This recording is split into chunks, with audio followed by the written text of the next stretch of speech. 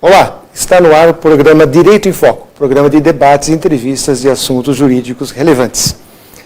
Nesta semana nós vamos continuar com um tema que é de extrema importância para todo o mundo jurídico, uma novidade prática, embora já prevista há algum tempo na nossa legislação, que é a audiência telepresencial.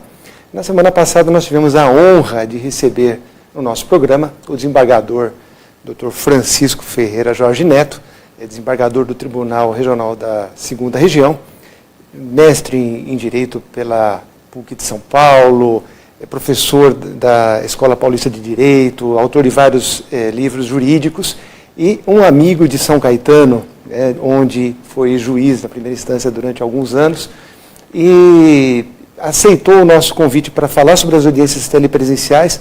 Como o programa é muito curto, eu fiz um convite para ele voltar nessa semana, para a gente tentar complementar um pouco sobre esse assunto, e ele gentilmente concordou, e eu agradeço. Então, doutor Francisco, seja muito bem-vindo novamente ao nosso programa Direito em Foco. E já vamos, como o programa é muito curto, doutor Francisco, eu já faço esses boas-vindas e já parto para a primeira pergunta ao senhor. Doutor Francisco, um advogado recebe lá a comunicação de uma audiência telepresencial. O que ele faz? Qual é a primeira providência? Informa a testemunha, avisa a parte, o que ele faz? Doutor Francisco, muito obrigado e, por favor, a palavra já é sua. Doutor Ariovaldo, eu que agradeço o convite. Boa noite aos nossos telespectadores, aos que nos ouvem. Bom, em primeiro lugar, é importante o advogado, em primeiro lugar, saber qual é o tipo da audiência. Se é uma audiência inicial, una ou de instrução. Se for uma audiência inicial, não é necessário que se faça que se providencie o convite às testemunhas, ok? Porque na audiência inicial nós temos tão somente a abertura da audiência, com a possibilidade ou não da tentativa da conciliação. Caso ela não seja frutífera, passa-se a abertura da defesa, que é protocolizada antes do dia da audiência. Na audiência, tira-se o sigilo da defesa e o advogado do reclamante poderá manifestar-se sobre a defesa e os documentos. Agora, quando se tratar de uma audiência una ou de instrução, em que haverá a produção da prova, é muito importante que o advogado, em primeiro lugar, certifique-se que haverá a possibilidade ou não da conexão, seja dele, seja do seu cliente e seja das testemunhas do seu cliente. Só que aí, doutor Ariovaldo, nós temos um grande problema. Qual é o grande problema? As partes, a parte, o advogado e as testemunhas da parte estarão no mesmo ambiente físico ou em ambientes físicos distintos para que se faça a conexão junto ao sistema do Cisco Webex. Eu recomendo, por uma questão de bom senso, que o advogado e a parte estejam no mesmo ambiente físico onde será feita a conexão. Agora, para as testemunhas, para que não haja a contaminação da prova testemunhal, o que se recomenda? Que as testemunhas sejam ouvidas pelo juiz em local físico, distinto da onde esteja a parte e seu advogado. Daí a importância, em se tratando de audiência una ou de instrução, que o advogado, antes da realização da data da audiência, explique à testemunha da parte como é uma audiência e informe o nome completo e peça para que a vara convide a testemunha para que ele esteja naquele dia e horário ligado via online pela sua própria conexão a esta audiência a esta videoconferência. Claro está que isto somente será possível se essa testemunha tiver plenas condições de ter uma plataforma para que possa acessar, seja um bom computador ou até um bom celular e uma conexão de internet. Caso então, esse convite para a testemunha é através do advogado, o Poder Judiciário, né, o juiz da causa envia diretamente para essa testemunha, é por WhatsApp, é por e-mail? Como é que isso é feito na prática, doutor Francisco? O advogado vai comunicar o nome e o endereço eletrônico dessa testemunha e a vara vai mandar um convite via e-mail ou até WhatsApp para esta testemunha, para que esta testemunha, naquele dia e naquele horário, ele acesse pelo programa a sala onde será feita a videoconferência. Porque cada processo tem a sua própria sala de videoconferência. Poderá ser por mensagem de correio eletrônico, ou até por WhatsApp, doutor Ariovaldo. E, doutor Francisco, normalmente na Justiça do Trabalho, né, no procedimento do trabalho, não há necessidade de arrolar as testemunhas antes, mas por questões técnicas, o nome da testemunha deverá ser indicada antes para que esse convite seja enviado.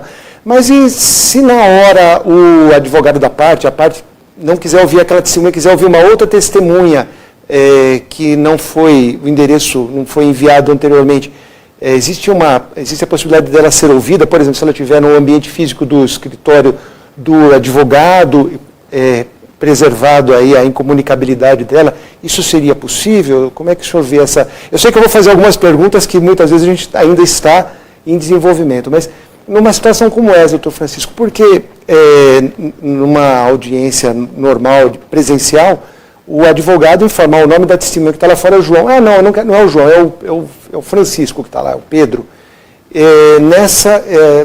O convite, nas audiências telepresenciais, o convite já foi enviado para um determinado e-mail. Na hora da audiência, a parte pode pedir para trocar a testemunha, ser uma outra, e como é que faz isso na prática? Olha, doutor, a partir do momento em que o advogado e a sua parte já nominou as testemunhas de forma prévia para que elas fossem intimadas, para que elas fossem convidadas a comparecer a uma audiência pelo sistema da videoconferência, a partir do momento em que elas foram nominadas, acredito eu que não haverá muita razoabilidade para que haja simplesmente a troca de uma testemunha por uma outra que não tenha sido convidada e que esteja no mesmo ambiente físico e que seja ouvida como testemunha. Por quê? Porque neste caso nós vamos aplicar o CPC. E o CPC só permite a substituição de testemunha devidamente arrolada, previamente, em situações muito especiais, como, por exemplo, uma enfermidade, a morte ou caso da não possibilidade do comparecimento. Então, só nesta última hipótese, doutor Ariovaldo, é que se houvesse a plena demonstração de que a testemunha não pôde estar presente àquela audiência telepresencial, é que o advogado explique, justifique e fundamente, de forma excepcional, o porquê de estar fazendo a substituição daquela testemunha naquele momento. Nas audiências, a oitiva das partes, a questão, por exemplo, de o preposto ou sócio da reclamada não ouvir o depoimento, um não ouvir o depoimento do outro. As questões técnicas já são suficientes para que isso aconteça? Quer dizer, a pessoa, se uma parte estiver ao lado do seu advogado, e o advogado tenha que inquirir a outra, ela não vai acabar ouvindo o que a outra parte vai dar em testemunho, em depoimento pessoal? Neste ponto é que há uma grande dificuldade. Por quê? Há juízes que aplicam o CPC. E pelo CPC, artigo 385, quem ainda não depôs não pode ouvir o depoimento de quem está depondo. Isto no tocante à parte. Geralmente, mesmo no formato telepresencial, estará presente o advogado e a parte no mesmo ambiente físico, usando o mesmo meio, a mesma tela de conexão naquele momento. Então ficará quase impossível, doutor Ariovaldo, respeitar-se o 385 quando for uma audiência no formato telepresencial, aonde necessariamente estarão no mesmo meio de conexão a parte e o seu advogado. Porque ficaria quase que impossível, data máxima vênia, exigir que a parte e o advogado estejam em locais físicos distintos para que façam cada um de per si o acesso ao sistema do Cisco. Então, eu acredito que nas audiências de instrução e nas audiências unas, será praticamente impossível respeitar-se o artigo 385. Por quê?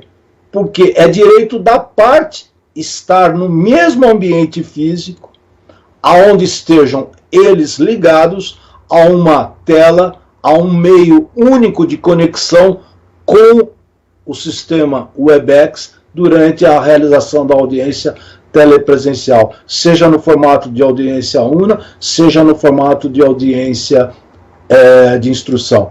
Só excepcionalmente, se a parte aceitar que estejam a parte e o advogado em locais físicos distintos, aí sim será possível que quem está depondo e quem ainda estará a depor não ouça o depoimento. Bastará simplesmente desligar-se o microfone daquela pessoa, que é o preposto que está no seu meio próprio de conexão, ouvindo a audiência. Naquele caso, nós desligaríamos o microfone. Só que se os dois estiverem juntos no mesmo ambiente físico, isto não poderá ser feito, que é desligar o microfone, porque o advogado da parte precisa fazer perguntas à parte contrária. Depois do intervalo, eu gostaria que o senhor respondesse a seguinte questão. Essa situação da testemunha estar, por exemplo, no escritório do advogado, num ambiente, numa antessala ou numa sala de reunião separada, isso pode facilitar a oitiva das testemunhas e o distanciamento entre elas, fazendo com que uma não consiga ouvir o depoimento da outra, transmitindo uma maior segurança para as audiências de instrução. Mas essa questão eu peço que o senhor responda depois do nosso intervalo, é rapidinho, daqui a pouco a gente volta. Olá, voltamos com o programa Direito em Foco, programa de debates e entrevistas de assuntos jurídicos relevantes. Hoje nós estamos conversando com o doutor Francisco Ferreira Jorge Neto, desembargador do Tribunal Regional da 2ª Região, sobre as audiências telepresenciais trabalhistas.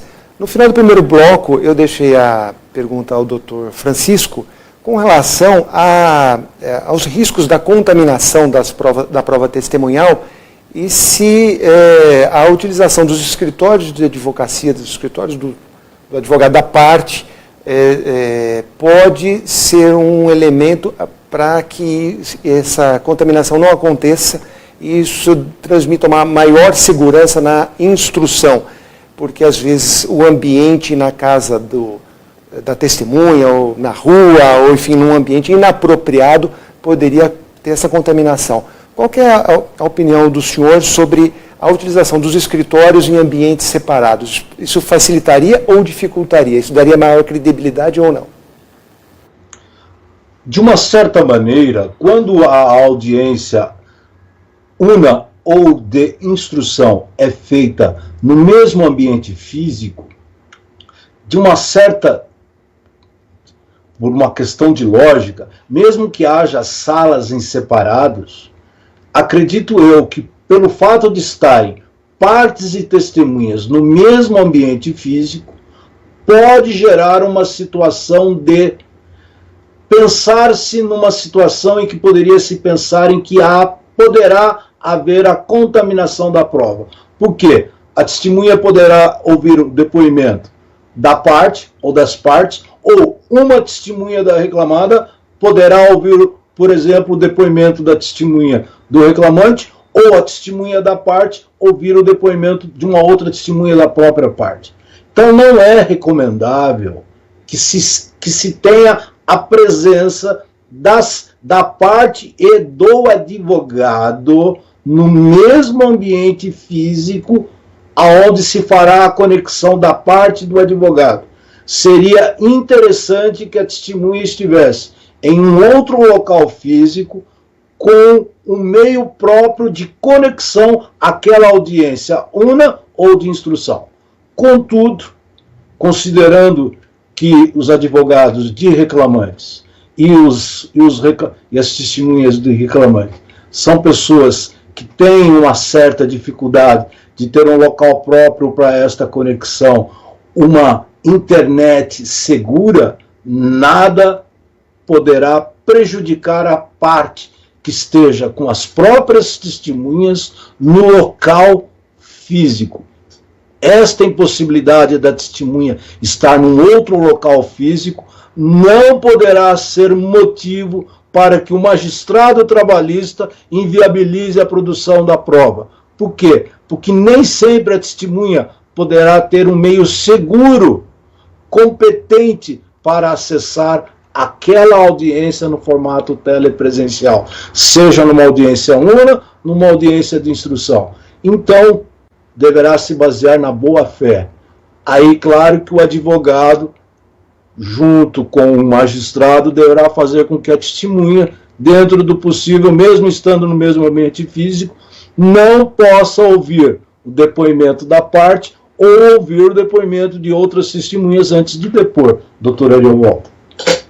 Nessa semana, várias questões chegaram aí pelas redes sociais e dizendo, olha, pergunta ao doutor Francisco isso, enfim, uma lista enorme aqui. E o nosso programa, como ele é muito curto, eu vou fazer apenas uma pergunta que me pareceu bastante interessante, doutor Francisco, que é com relação à questão de eventual contradita. Após o depoimento de uma testemunha, ela me parece que fica ali em stand-by, ela fica aguardando ainda, ela não é dispensada. E se houver uma contradita, como é que isso vai acontecer na prática? Ela volta a depor, ela volta para o mesmo ambiente?